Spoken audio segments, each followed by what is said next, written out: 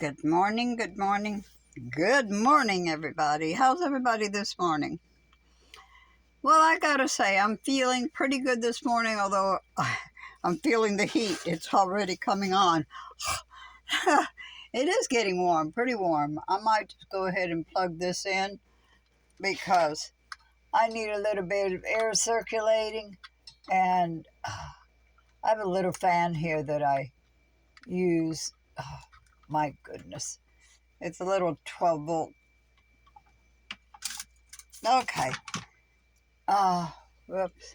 I forgot I had turned it off. It's 5 point. There it is. It's 5 volts. It's a what? It's 5 volts. 5 volts? Same Well, as your phone. At least one thing I know. It cools a little bit. It circulates the air a little bit, and it helps. All right.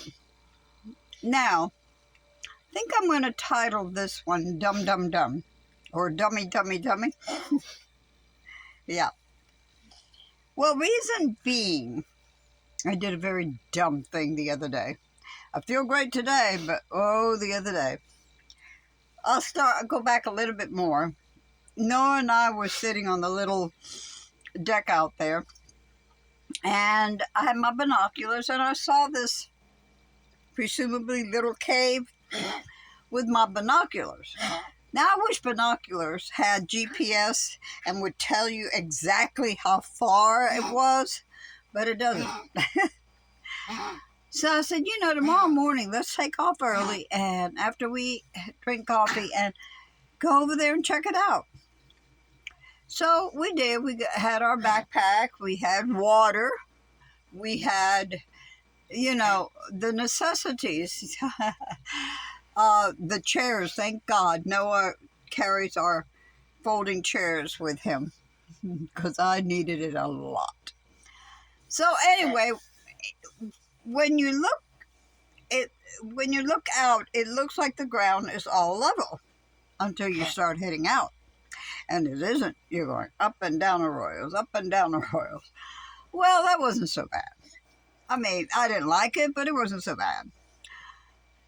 We got to about, a half a mile, 3/4 of a mile from the Somewhere like that. supposing cave. And I started feeling like, oh, Lord. And I looked at it and I said, about how far? And Noah said, maybe half a mile, perhaps. I said, I don't think I can make it. And it wasn't so much I didn't think I could make it to it. I didn't think I could make it to it and back.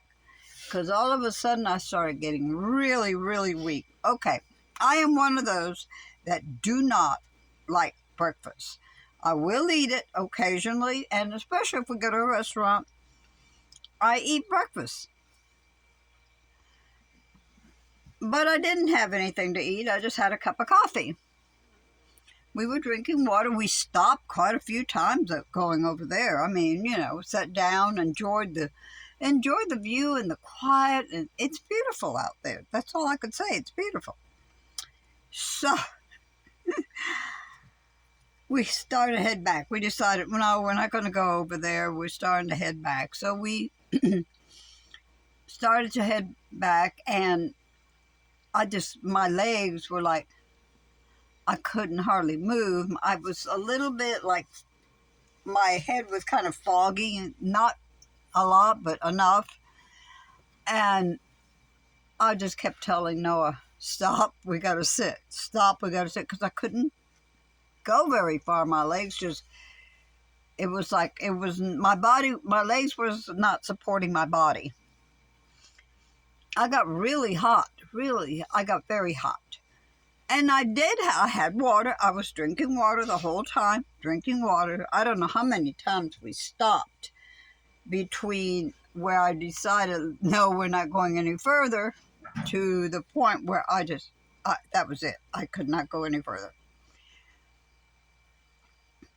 Noah didn't want to leave me. And I said, no, I can't go further. Go to the bus, and check on the animals, because we left the water and everything for them, but I worry a lot about the animals. I think Noah thinks I'm crazy because I worry so much about the animals, but they're my children. So there's this little road that you could tell it was a road that's been used before. So that's where we stopped. We were about a half a mile or 3/4 of a mile, something like that, from where the bus was. I still couldn't see the bus. And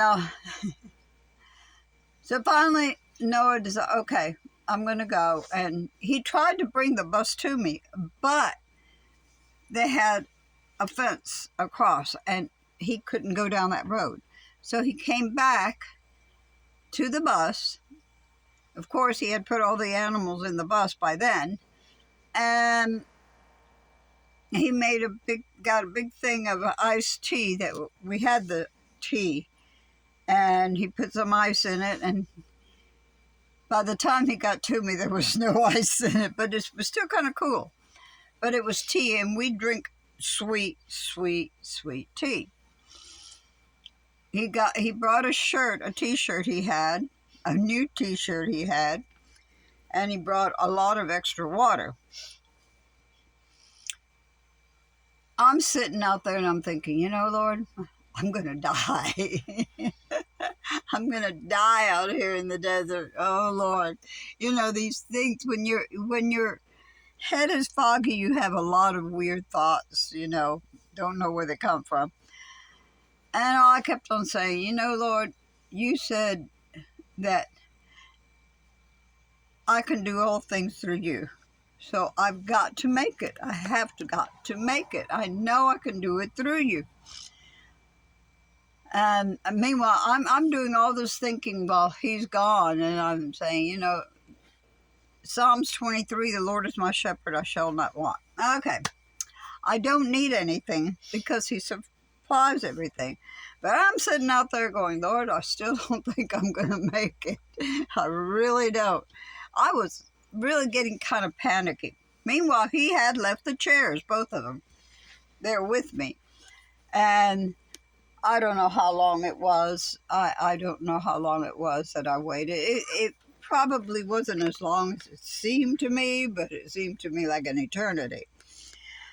So he did get back, and he made me drink all that iced tea. I mean, all the iced tea.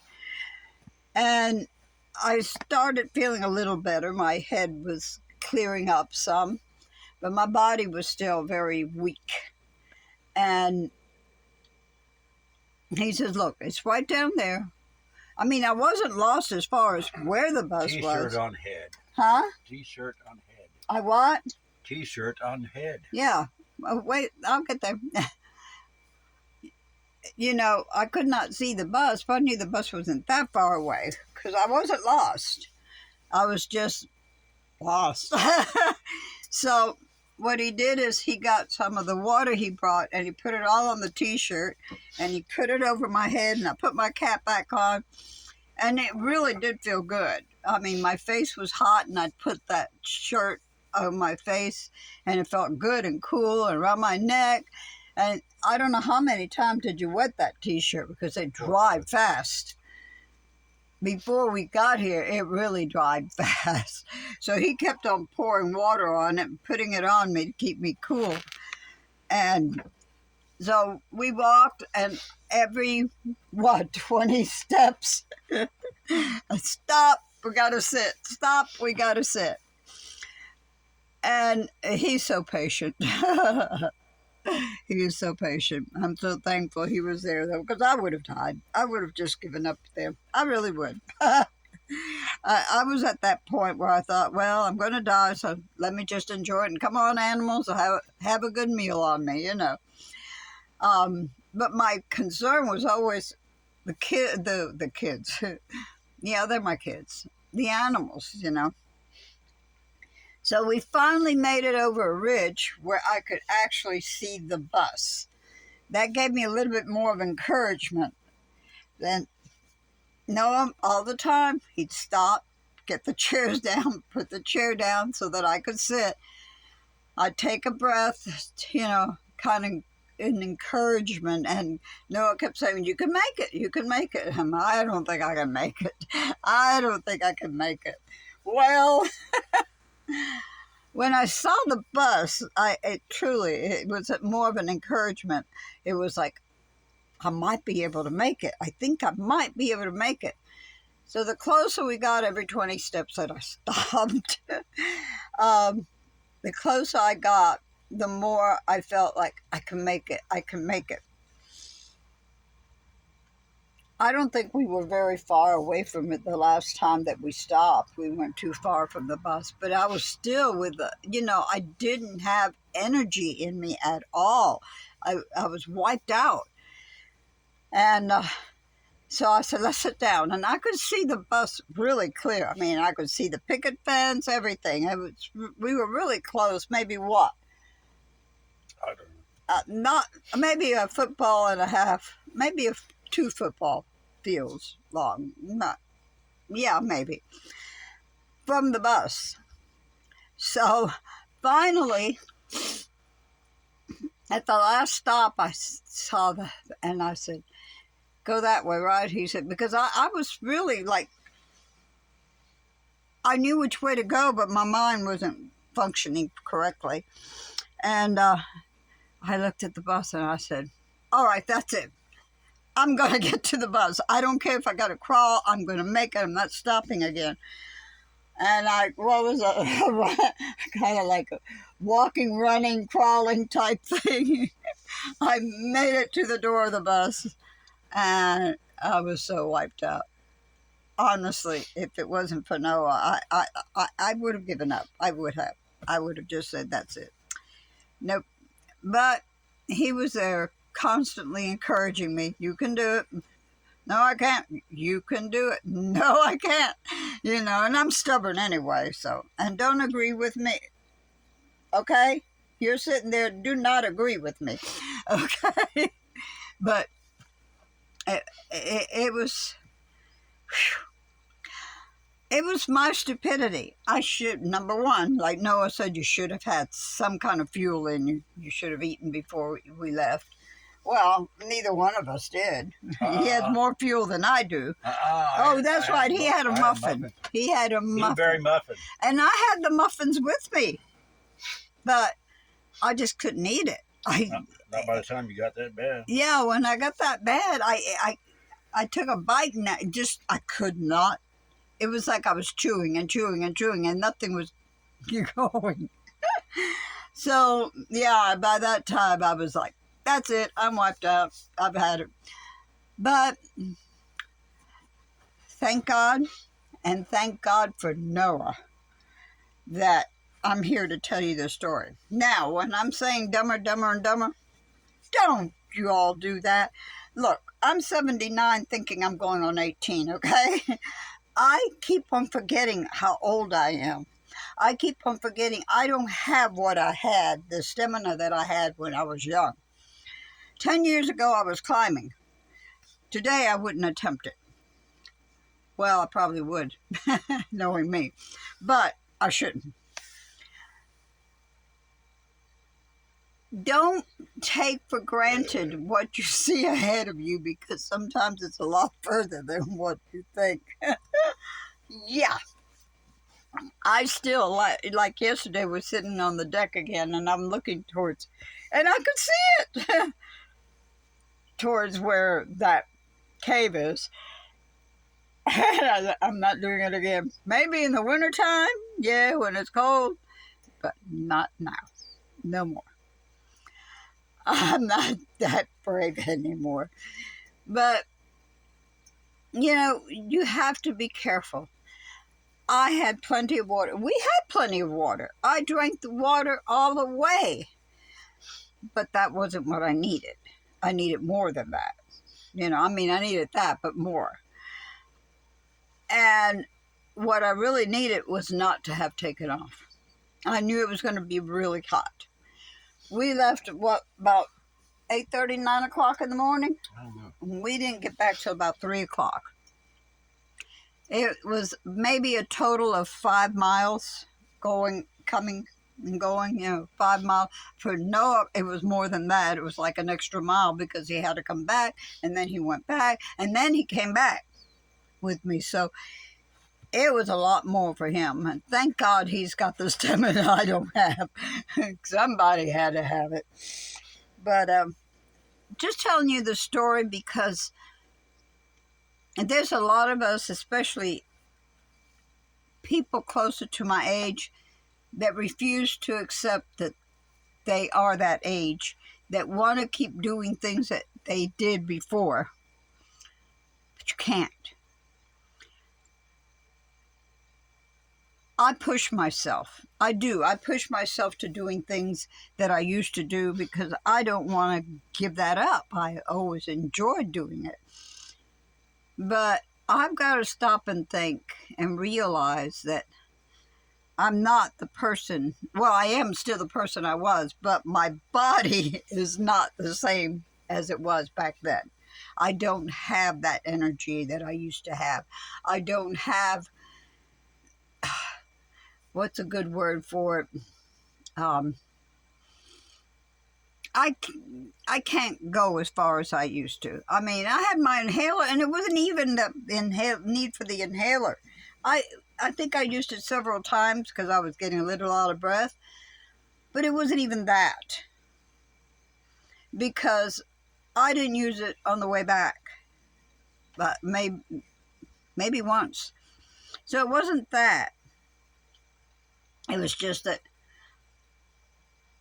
my body wasn't prepared to do what I did. I did not prepare my body for it. So there's many things that I could still do, that my body can still do, but I got to treat it right, and I got to get to the realization of how old I am. Oh, did I say 18? Yeah, I did. Well, sometimes I do feel way younger than I am. But my body keeps telling me, you're not. So, okay. Anyway, guys, I just wanted to share this experience with you because there are some more of us out there that are stubborn as to the reality of age. We don't want to be the age that we are. But you know what? One thing about it, and I thought a lot about this, the older I get, the closer I get. Yeah. So that's an encouragement. Although, of course, Lord, I'm not ready. But I do know where I'm going. And that's the best part, to know that that's where I'm going. Okay, end of my dumb day. Love you all. Take care and God bless you.